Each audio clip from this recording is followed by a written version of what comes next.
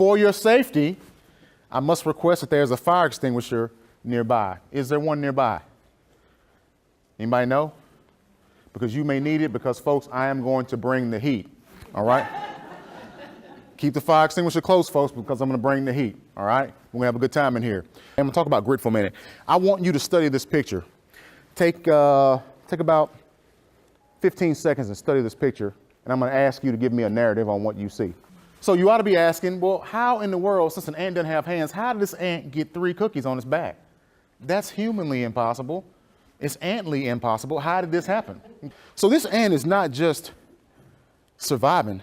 This ant is now thriving because that ant was on his way to taking these cookies back to the colony, okay? So I'm going to teach you some things about how we make kids resilient, okay? And I want you to really meditate on this and get this in your soul why we must teach kids about grit, okay? Number one, we have kids that come to school with things on their back that they didn't ask for, okay?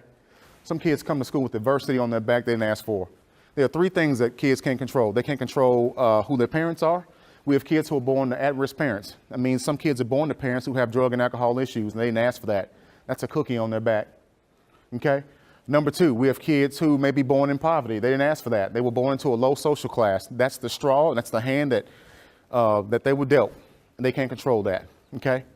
And number 3, we have some kids who may be born with severe disabilities, and that's the straw that they pulled, and that's the hand they were dealt. And so those are things that they can't control, and that creates adversity for some kids. That creates every reason in the world why kids should quit when they're going through the challenges of schools. And it's up to us to be the superheroes, because Superman's on vacation, folks. He's not coming back to save public education. It's up to us to be the superheroes.